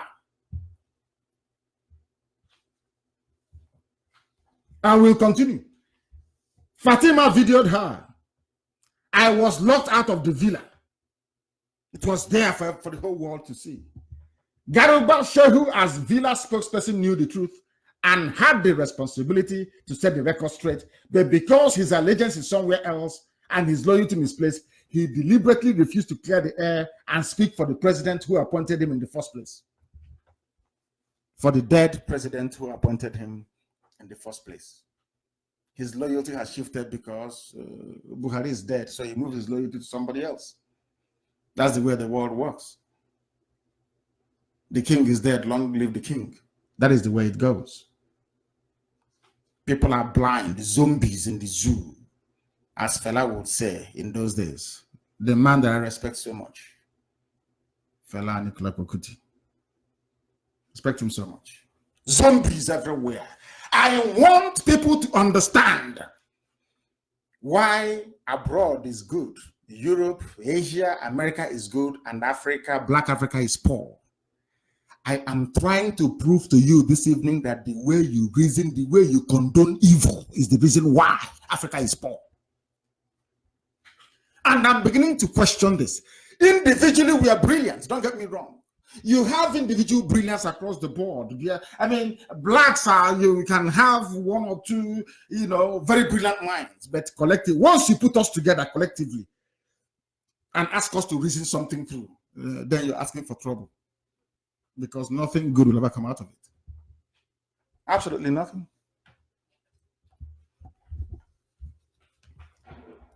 Aisha is telling you that the husband is no more. It's no more. But some of you will not be able to listen. She is saying Garba Shehu needs to understand that this kind of behavior will no longer be tolerated. Whereas she signed it First Lady, Federal Republic of Nigeria. And some of you are still saying Mr. Buhari is coming to Abakaliki. Mr. Buhari is in Ondo State. President Buhari is off to Egypt for another meeting. You can fool those fools. You cannot fool IPOB. You can't. They know they can't. We know he's a Jubril. You can put all the plaster on his face, all the makeup, all the fancy work you do to him to make him look older. But he's a young man. We have segregated his picture. People keep saying, oh, why do you keep talking about it? I said, because I am not like any other useless black person from Africa that can't reason. People who follow my club, Liverpool, who have been supporting, by the way. I support Rangers Football Club. Don't get me wrong. My first club is Rangers Football Club of Enugu. That's the people I support. In those days, I used to support Spartans, when the great Spartans, before Iwanyan took it over, and I stopped supporting them. Once Iwanyan took over Iwanyan National, I stopped supporting Spartans. I support Rangers Football Club of Enugu. For your information. Not first and foremost, then Liverpool second, and Barcelona third. In that order. There was the Hillsborough disaster. For those who don't know, go and read it up. They were campaigning and fighting for justice. It took them over 20 years to get it. Over 20 years to get it. That's what I respect about white people. Diligence and consistency. At the same thing. The same thing. Until it's sung through. But the results after. Are you still talking about that thing? That thing that happened since? This UG. Black people. I'll keep saying it until you have. I don't care if you're upset. If you're not, it's entirely your business. If you're upset, go back and think about what you've just heard. And change. And change.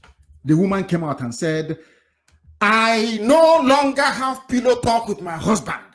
I no longer have. The man does not sleep with her anymore because the man is no longer there. Every clue she has given zoo animals that they cannot reason things through. No brain in the zoo. No newspaper or television will say, let us go and carry out a research. There was that Yoruba girl they gave money to that used to work for Star Reporters before. They said there's a fact check. And when we investigated who was doing the fact check for AFP, it turned out to be a Yoruba man. And I was wondering, why is it that CNN doesn't cover Biafra issues? Until I discovered again that the correspondent that they have, who is now writing about Showore and what is happening to the zoo, the dictatorship of the Fulani cabal, because it's not affecting them, are Yoruba journalists. So no matter what happens, as long as the person is a Yoruba journalist in the zoo and it has to do with Biafra, they won't write it. I just discovered. But I'm asking them to go and do their own investigations. Ask yourself, why is this woman lamenting that my husband does not sleep with me on the same bed? She's only giving you clues to learn that, to understand that Buhari is no more, but you will not learn. I don't have intimate conversations with my husband in bed. What else do you want her to say? To come out in the open and say, oh, my husband is no more, then you believe her. You know, I keep referring back to how we are raised in the village. You know, the stories we are told under the moonlight in those days. When you asked for clarity or for clarification of something that appears confusing to you, they ask you to count your teeth with your tongue. They will never give you a direct answer. Just say, use your tongue to count your teeth. Then you go back and reason things through. But that, it seems, is lacking in the zoo called Nigeria. And it is our job to expose them, including the death of the 71 soldiers they killed. And we have done so, and we shall continue to do so, because IPOB is founded on truth. This platform, Radio Biafra, shall continue to preach the truth and nothing but the truth until Biafra sovereignty is restored and beyond. My husband does not sleep with me. First Lady Aisha laments. It's everywhere. So, where else are you? These people. Zoo.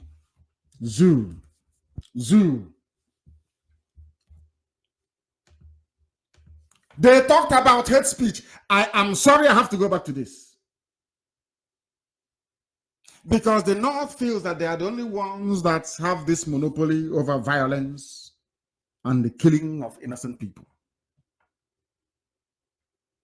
They said that Showore wanted to overthrow the government, not even to overthrow, to conduct a rally, a protest march. Because of that, he called for revolution now, protest march. Because of that, he was locked up which we continue to campaign for his release. And he will be released, of course. It's only a matter of course, he'll be released. And when he's released, as I keep saying, he will become the face of Yoruba nationalism. Now he's realized that he cannot fight for Nigeria. He will become the Yoruba leader when he's released. That one is sure. It may take time, but he'll be released eventually. He will be released. Jonathan went to the north and a mob attacked him. They burnt his posters. The army did not open fire. But if it is an Anambra, Obiano will tell them to open fire on ordinary people. That goes to show that there is something fundamentally wrong with us. There is inconsistencies everywhere. And we are the ones giving the Alamajiri from the north the impetus to do as they like. To do basically as they like. And that cannot and will not continue. It will never ever continue. In 2012/13, I preached on Radio Biafra, as I alluded to earlier during the start of this program, that the shortage of electricity, let me repeat very slowly so people understand me. The shortage of electricity in Nigeria is due to a deliberate Fulani policy to impoverish everybody. Fulani believes in the poverty of the masses. That is the only thing that sustains a feudal system.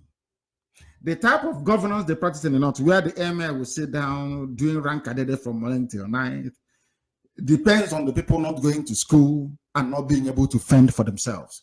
So that if you feed them and ask them to do something, they do it. They brought that very model to the south, and they have succeeded in inculcating that in us. That is why you see somebody standing up in a village and shouting that, oh, that our brother is in the House of Reps, so we'll do whatever he says. And that is why some idiots also in Iguacha was told, one or two people went to IPOB family meeting and asked the meeting to dissolve because IPOB embarrassed Chibika Amechi in Spain. And I also heard that or read that some people calling themselves whatever name is saying that IPOB should not harass Amechi again. And I wanted to ask them if Amechi is not Igbo. If the name Chibika Amechi is a Zamfara name. That is, our people have become so confused in southern Biafra that they call South or Niger Delta, that I begin to feel sorry. And an average Nigerian is foolish, I know that for sure. But the stupidity of some people from the so-called South or Niger Delta is worse, markedly worse. And I don't know what to attribute it to. I'm still trying to figure out what could be responsible for such level of idiocy. Fashola that said, when APC we are campaigning before, APC said there will be 24 hours electricity. Today, Fashola said that we have surrendered. Only a magician can fix Nigeria's electricity woes. And I tell you this, there are those that sell generators in this. There are countries, very powerful countries that manufacture generators. There are also those that make a lot of money by selling those generators. There are those also that see it as their duty to ensure that everybody is poor. So once they are poor, you can control them. So if there is no electricity, it is also good for the Fulani feudal lords in the north. All these forces coalesce together to make sure that you will get no electricity. As simple as that. But because some of you are Nigerians, you will not in a trillion years. You will, oh, it's up NEPA, down NEPA. NEPA is doing this. No, it is not. The problem is far more deeper than that. The Fulani do not want constant supply of electricity, because if there is constant supply of electricity, the economy can be grown. People will find jobs. People can no longer be purchased easily. The conscience of the people can no longer be bought over by corrupt politicians and the leaders. That's why they don't want electricity. That is all, nothing more, nothing less. But some of you will never understand this. Not in a billion years, you'll never understand it. But every year, the same problem. The same problem every blessed year. Every year, public inquiry after public inquiry. Nothing will ever happen. Because Nigeria is not meant to be won. Everybody should be on their own. Biafra should be on their own, sorting out their own electricity problem. Everybody should be. So let us see who has the capability of advancing or regressing. Let us be on our own. Let there be a little bit of competition. Everywhere else in the world, even within a country, regions compete. Even in Germany, regions compete. Some are known for making cars. Some are known for making electrical products like washing machines and dishwashers. Others are known for, you must be known for something. What are the Alimajiris in the north known for? It's only to embezzle money. You're saying Odus Okalu is corrupt, and you people are not. So you people are not corrupt. And we know what we're waiting for. Once that happens, then we'll see what will happen to them. Everybody corrupt in the north. The whole world will know. Wherever we see them, we'll arrest them and hand them over to nearest authorities for prosecution. Since you're fighting corruption. It's only the Igbo people you want to fight corruption with. Your own people are not corrupt. Alamajiri and their useless sense. They keep buying transformer everywhere. They cannot fix it because it's gone. Gone and gone and gone for good. And as they are running you down, they're taking over your land. We won't allow foreigners chase us from our ancestral lands. Autumn speaks. He's fighting Ruga, fighting Fulani invasion. They have given them carte blanche, given them express permission. Come, as I warned here on Radio Biafra a few months ago, that they are coming through Ghana. I know the woman responsible for ferrying Fulani terrorists into the zoo called Nigeria. They want to take over the South. But you will not listen because you believe in one Nigeria. And it will consume you like it consumed Zeke. Anybody that feels that Nigeria is theirs should look at Odus Okalu and see what became of him. He was fighting for one Nigeria. Look at where he is today. There are people who are more corrupt than himself. All over the place in the north. Who are the chief corruptor, if not the Alamajiri from the north? They tell you, as you're shouting one Nigeria, they are jailing your own people. You are busy shouting one Nigeria. Let's keep Nigeria one. Hey, we are fighting corruption. The same thing I wonder what they did to Hausa people. The same thing today was what they did to Hausa people. We are fighting corruption. We are fighting corruption. Hausa peasants helped them to eradicate their culture and their way of life. And today they only have Fulani feudal system and cattle to contend with. I like what Governor Autumn is doing. And I want him to continue doing that, to keep fighting for his people, not like the weasels we have in Biafra land. Apart from weak, of course. The rest are weak and decrepit, I must say. Benue will not surrender. I don't expect it to anyway. And when it comes to them abusing people, the rights of people, detention, and all the rest of it. Because I read the outcome of the ECOWAS suit that I brought in 2015, actually. That is Africa for you. When I instructed a Jofa to file that very suit, I thought I was going to an ECOWAS court. I didn't know I was going to end up in a Nigerian court presided over by a Kogi woman. And she gave her ruling. And saying I was not tortured, that my illegal detention, despite various court pronouncements that I should be free, is legal. In other words, the ECOWAS court is sanctioning arbitrary arrest and detention only from Africa and only from Black people. Unbelievable. And that is the reason why this government of the cabal, led by the real president, is actually Abakari. So I'm sure all of you know this, but due to your cowardice and your fearful nature, you won't say anything about it. You all know Buhari is not there. It's Abakari. Because Buhari cannot have 50 different faces at the same time. It's not possible. Human rights abuses. Now that the world has risen because we keep campaigning every blessed day. Even today, we are campaigning, lobbying the world to let them see the evil that Nigeria has become under these Fulani gangsters. They are now telling US and EU and Europe to mind their business. Mind your business to US, UK, and EU.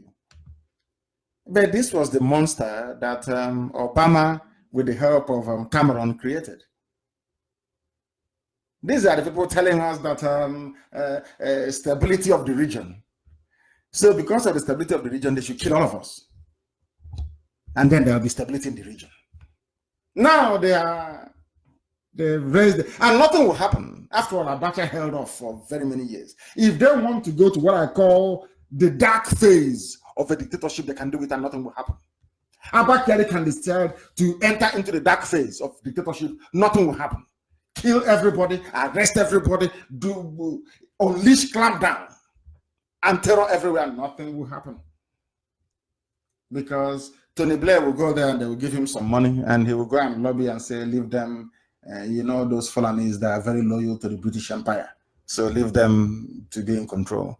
We don't want those sensible people from the south to come in. These people we know from the north is better for us. Let's keep them down. And by keeping them down, they lock Biafra down. And by locking the creative potential of Biafra down, the whole of Black Africa is in darkness and in a mess. Because without Biafra, of course, Africa will remain poor forever and ever. That is a fact of life. And they know it. Funny enough, they know it. Now they are responding and saying that the United States of America, EU, and UK should mind their business. They invaded the court, they arrested Shore, rearrested him in the court of law with guns. And then they went to say, oh, that's Channels Television. Whoever owns it can never be well with that TV station. I'm telling you the truth. Evil upon evil. Oh, that the DSS have now gone to beg the Justice Ijamojuku. They said they are sorry. You invaded the court of law with armed men and you're saying you're sorry. And you abducted Shore, a man under bail. The same way they came to kill me. But they didn't succeed. Because we have a job to do, and that job is to restore Biafra. This is Radio Biafra. The time now is exactly 9 p.m. in the blessed land of Biafra. We shall be bringing this very program to a close very, very shortly. But we must continue to teach that which is right. We must continue to teach that which is right. Some of you must know that the senators we have, or some of you have in Abuja, have said that they will fight the menace in Biafra land. You also know that the House of Reps promised Chidoka, the lawmaker, the younger brother of Osita Chidoka, that they will look into it, investigate the menace of checkpoints in Biafra land with a view to dismantling them. But it's getting worse because it's a lawless regime. They don't listen to reason, legal pronouncements, don't move them. They're a law unto themselves. All they need is to get permission from the Sultan, from Abakari to do whatever they like. We still have those checkpoints. And if you're coming back from abroad, be very, very careful. Very, very careful as to what you have in you, because they are kidnapping people. They are seizing their properties because of Biafra. But at the same time, they're recruiting Boko Haram into the army. Because you are in Nigeria. Only Biafra can save us. Only Biafra can save us. They have gone to Egypt and they have declared visa-free entry for all Al-Majdi in Africa. And they will take over Benue. They will take over Ebonyi. If care is not taken, they'll take over our land. And what are you going to do? you still be shouting one Nigeria, the same thing that the Hausas did when the Fulanis took them over. Very sad indeed. Very, very sad indeed.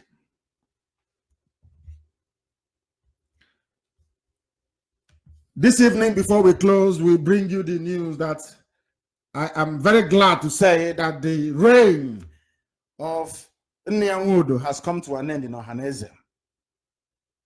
Come the 31st of this month, N1G3R1A will cease to be the Ohaneze President General. It will go to Imo State, and hopefully we should be able to find somebody who is reasonable in Imo State to lead Ohaneze. N1G3R1A, after the 31st of December, the most disastrous and catastrophic phase of that very body will come to an end. It will come to an end. And it will go to Imo State.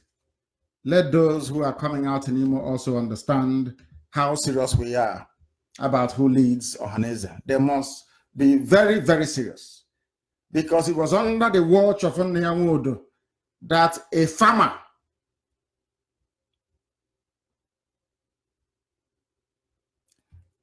farmers are being killed in our land, our mothers raped, our daughters impregnated. Even a Ebonyi State Governor, Dave Umahi, confessed with his mouth that our mothers are being raped because of N1G3R1A's weak leadership and his treachery. Some people are trying to sugarcoat his accomplishments, to try to say that his reign was eventful. No, it wasn't. It was the most disastrous, the most wretched phase we've ever been through, so far as Ohaneze is concerned. As these Fulanis are in our land raping and killing, in the Middle Belt raping and killing, in Yoruba land raping and killing, a court in Abuja sentenced a 67-year-old farmer, Samson Ako, Samson, because he's a Christian. As somebody, as my friend rightly said, only Christians are being jailed. They sentenced him to 3 months imprisonment for killing a cow that strayed into his farm to destroy his crops. Channels, television will not write about it. People will not have a discussion or have a phone-in discussing the injustice of this very thing that we're hearing. Samson Ako, sentenced to 3 months in prison for killing a cow that came and destroyed the crops in his own farm. A cow is now more important than human beings. Welcome to the zoo. Welcome to Nigeria, the land where cattle are valued more than human beings. More than human beings. I thank you very much for joining us this very day. But before I go, I must say this. There are some people who are in Enugu State. Anytime there is a meeting, finance meeting, and you're required to attend, you don't attend, you relinquish your position. I have the names of those that failed to attend the meeting that was called by the finance team. And as I keep saying all the time, everything to do with finance in Biafra land goes through Amarachi Ibe. No other person. Once it's Biafra and Amarachi Ibe, it goes through.